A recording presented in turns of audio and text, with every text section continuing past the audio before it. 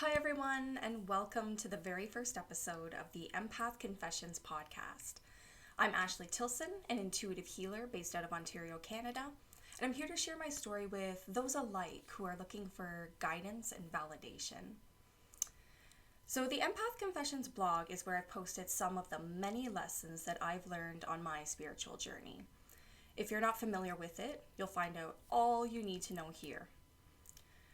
So I started writing the content for this blog back in 2017 following my spiritual awakening. And it became a life goal of mine to share my lessons and knowledge with others to help them on their path.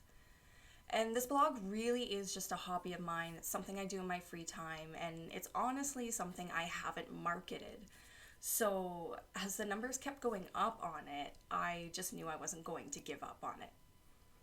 So fast forward, and in some very exciting news, the number of times my blog has been read is over 13,000 the last I checked. And while that may sound small to some, it's a milestone for me. So I decided to give back to my readers and followers and make some new friends by starting this. And since spiritual journeys are never ending, as many of you know, one thing that I have always been curious to do is to go back to my old posts and review them so that I could provide an update. Because at this point in time, I'm sure that there are some things that I've written that I would definitely update or at least explain better at this point in time. So I thought, hey, why not review the post and update them on camera? And thus, this idea was born. But enough about that. That's just some backstory for you, and so you know what is in store with these episodes. Today, I'm going to be doing a read-through of my very first post, the introductory post, called My Discovery, which was published on January 9th, 2018.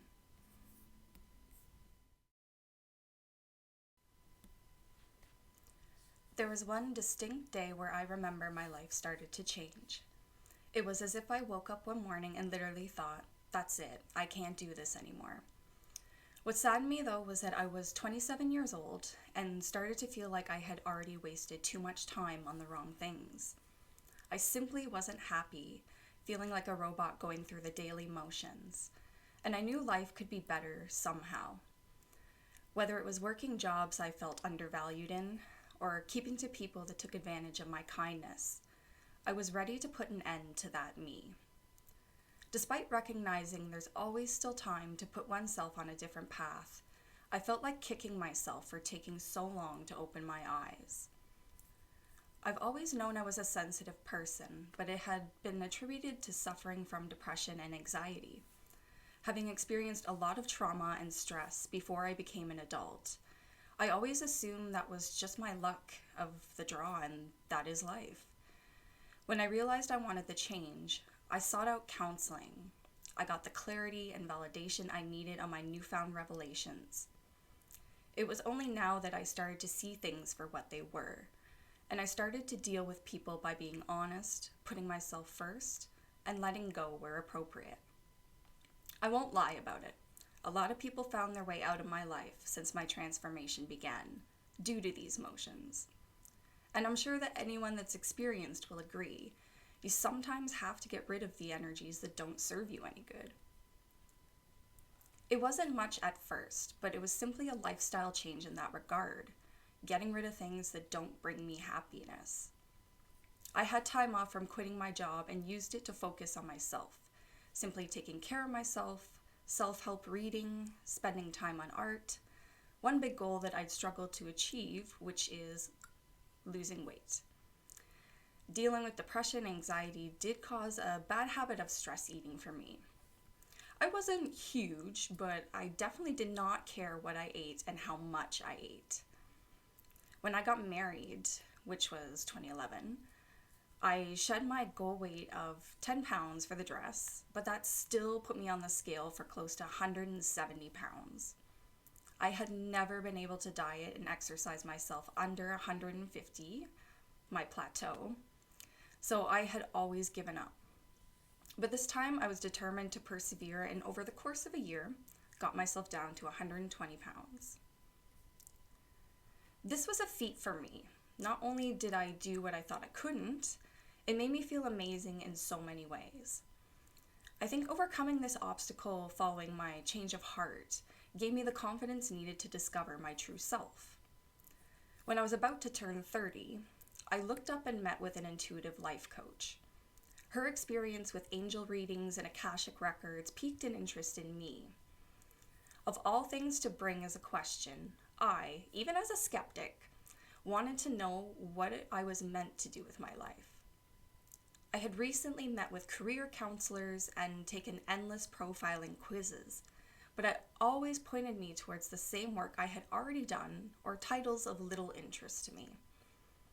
I, somewhere deep inside, just knew I was meant to do something specific, something that I felt was my life's purpose. At first, I went about the appointment like my usual counseling sessions, but then I started getting some messages that brought more questions. I'm a really old soul, I am an empath, clairsentient, and claircognizant, and I am meant to help people. At this point in my life, helping people had always been a natural impulse to me, sadly taking over even when I don't want to. This has been a double-edged sword up until this point, as I realized I had already sacrificed a lot for people that I shouldn't have. Truth is, I want to help, but only those that want to be helped. This was the only thing that rang true in the moment. The rest, though eerily comforting to hear, was some spiritual talk that I didn't know if I believed. I sat on it and even consulted another psychic, only to receive the same messages. I started doing research on everything mentioned to me in my consultations, and before long, I realized it explained a lot of things I've experienced throughout my life. All my years of depression and anxiety, in some part anyways, was suddenly explained by my ability to pick up others' thoughts and emotions. Sometimes I never knew why I felt so sick to my stomach so often, and now see it happens when exposed to a stressful situation and/or person. My ability to predict outcomes and behaviors was also explained. Sadly, as much as this has helped my managerial skills, it also serves as a shadow in certain situations. Things ever so slowly made sense after this point, and a couple months later, I had my first experience with meditation. My first real try at meditating was attending a guided group meditation led by the same intuitive life coach I saw. I honestly did not know what to expect, but went in with an open mind. My experience ended up being nothing short of indescribable. Not only did I encounter an animal that has since shown up in my dreams and frequently in my backyard, but I also experienced myself in a setting from another perspective. My palms and my third eye felt on fire and sweated through the whole hour, and I was emotionally stirred by the end. If anything will turn me into a believer, this would be the catalyst. If you relate to awakening and have not tried meditation yet, then I more than highly recommend it. It wasn't until a few months later, in 2017, when I seriously tapped into awakening. The burning urge inside ate at me once again, and I started to slowly develop as I was now paying attention. This was when I truly realized I could pick up on the thoughts and feelings of people upon entering the room. I hooked up for sessions with the intuitive life coach, and after needing to quit another job that I had, I buckled down on studying and development. A few different books on chakras, spirituality, self-care, Reiki, and crystals were the vast line of knowledge I took in and continuously study. Discovering I am an INFJ, in terms of the MBTI personality types, and reading about others online was reassuring on the eternal struggle on the inside of being that kind of person. And I theorized that this type isn't a big coincidence. I can assure anyone that can relate or is experiencing a spiritual awakening, and sometimes research can help open this door. I found that alongside this study period, I had an urge to clean up my life. change to a cleaner lifestyle, journal my last thoughts to my past and my demons for closure, and reinvent the relationships that were the most important to me. If there's any point I'm trying to make about my experience so far, is that I've come to realize there's no reason why I came to do all these things. It truly was this ache inside that started and kept knocking, and I know it won't silence until I'm doing what I should be doing. As I've strived for a need to be happier with my life, I decided to only take on what I'm willing to do, and I'm working towards starting a business using this gift. Once I started working and focusing on myself, the pieces all just started to fall into place over time. This is still a process though.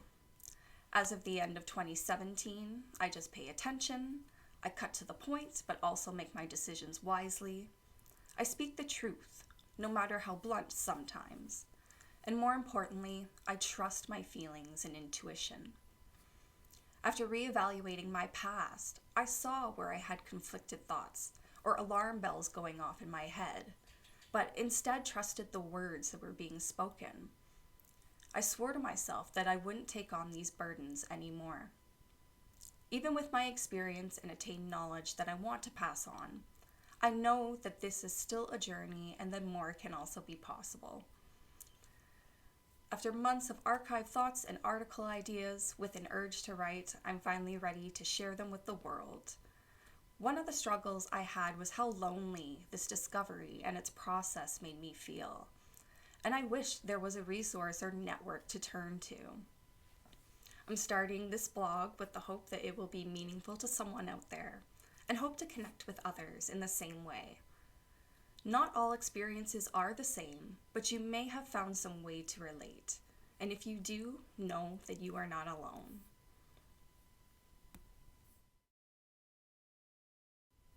Okay, so I have to be honest and say there's a lot that I would add to this, just because there's so much that has changed since I wrote that article.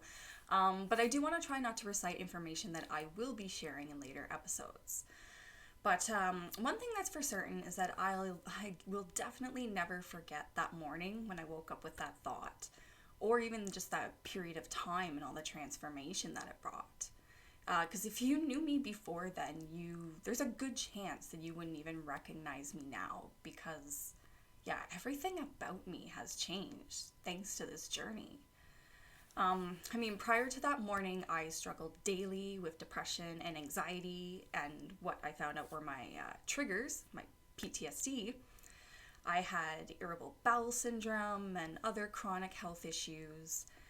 I developed agoraphobia, which is the fear of being out of public, because I used to just panic completely when I was in a crowd.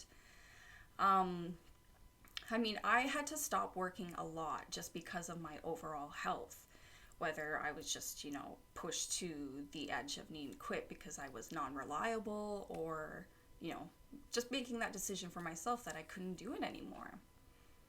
But I will say that the most important part to note here is that I was a very negative and sheltered person before all this. I had so much trauma in my past, in this life, that I always saw myself as a helpless victim. And I continued with the relationships that kept draining and using me, and that kept me depressed. So, for me, it just seemed like there was no end to my turmoil. And I do want to just touch on the weight loss thing, because that was very significant, or rather just the tipping point to the whole transformation. Because at my biggest, I'm 5'1", so I'm a short person. But at my largest, I weighed over 180 pounds. And I think that was my wake-up point to I'm big, because I never saw myself that way, So it was only after I had this awakening moment, waking up and having that thought and having just that switch go off in my head, that I was finally able to get myself under 150 for the first time, since I was young anyways. And I just kept going until I hit my goal of 120. And like I said in the article, it's something that I honestly never thought that I could do. I didn't take any magic pills. People keep asking me that. No pills. I just simply became more conscious of what I eat. And I would budget my daily food intake. And in terms of exercise, I tried things off and on, but I just started walking outside more. That was my thing. Just walking outside, putting headphones in, and enjoying it. And let's be honest, because I just have to say it, this pandemic has caused many to put on a few pounds. I will admit it because I'm not immune to that either. But it's okay because I know now if I try, I'll bounce back. And it's just all about the mindset, right? No matter what size or shape you are, though, I just want to throw this out there. There is no place for body shaming or having others' expectations put on you. Like, no, I don't believe in any of that. I did this for myself because I wanted to, right? But if you are interested in a little bit of advice in this department, I don't mind sharing. Because as mentioned, my story is that I just had an obsession with eating, and it really was just to curb my emotions. So it easily got out of control. I dieted several times before this, in fact, and it was just like every time I hit my plateau, 150, I just gave up. Like I just felt weak and powerless and just gave up because that was just easier, right? And so what worked this time around, the change in the mindset, and I just became really determined to hit the goal that I had set for myself, regardless of how long it took. That's something I had to remind myself of daily to stay on task and remember, stay with the program. And yes, you can slip up, you can have bad days, you can have cheat days by all means, but don't completely give up on it. You just have to get right back to your plan after that bump in the road. That's the biggest thing to keep in mind and remind yourself of. It took me about a year. Granted, I will say that I still got stuck at my plateau for close to a couple of months, I would have to say. But persistence was what helped me break through that point. I just kept at it, kept at, my budget, the plan that I had for myself every single day, even though I stepped on the scale and said 150. Eventually, I moved through that.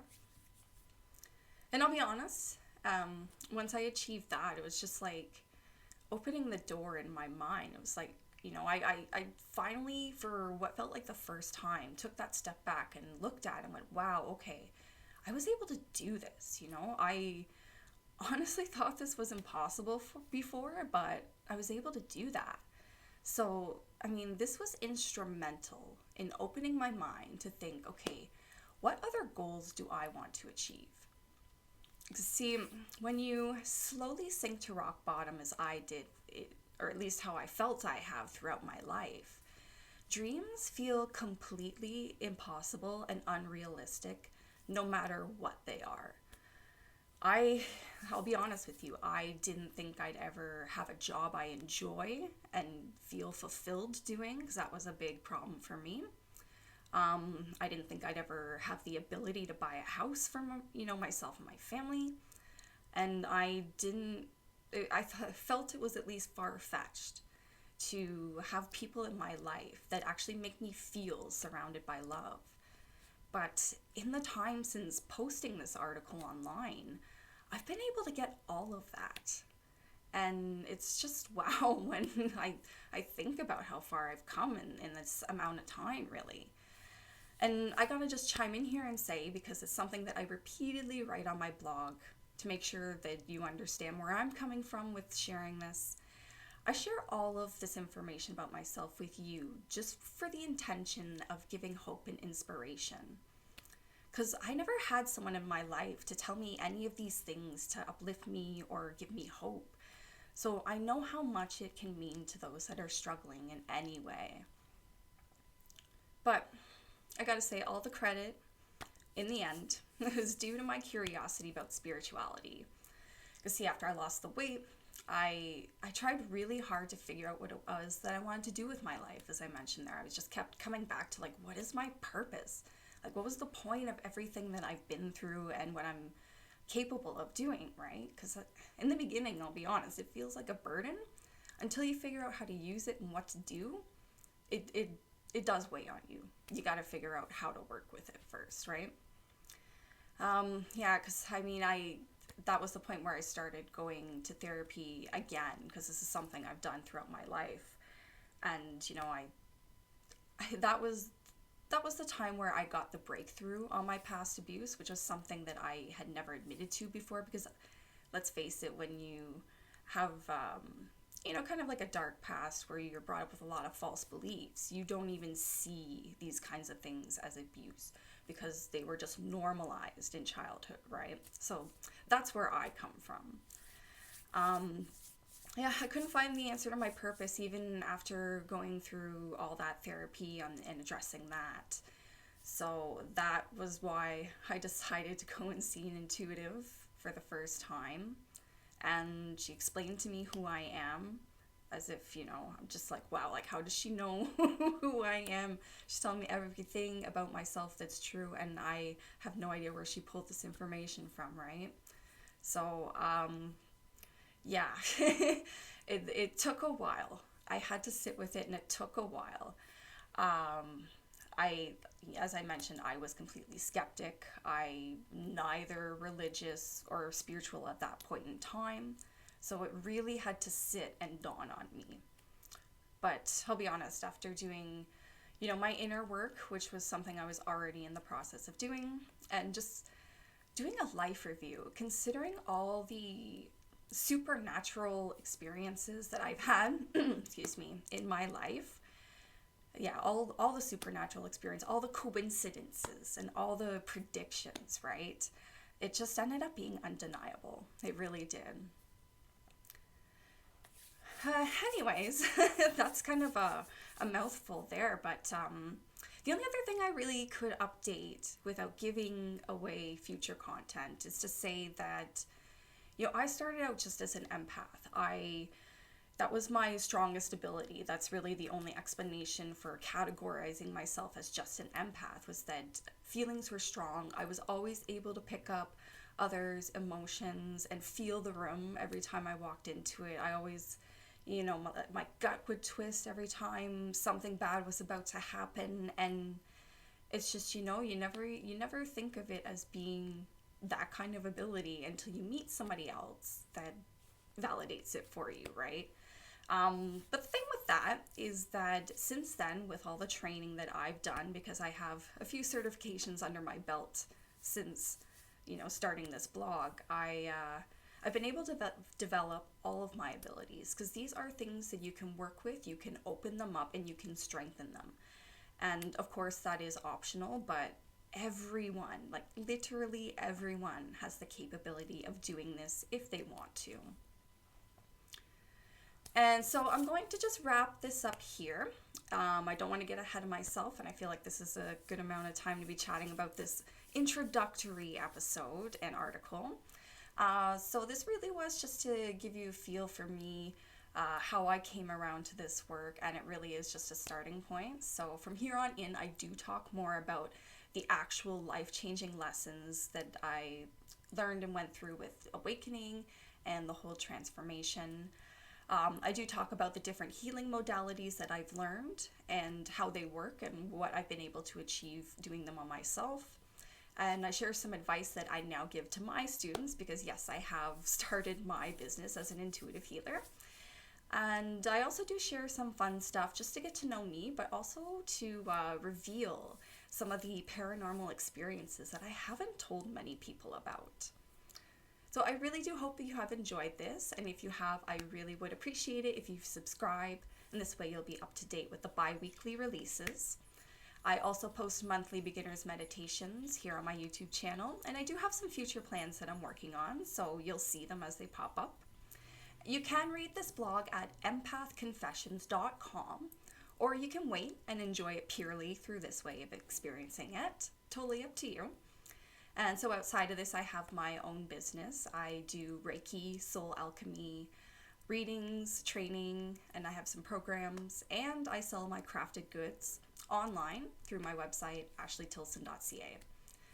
You can find other ways to connect with me. I have all the links down in the description of this video. Thank you so much for listening and watching, and blessed be.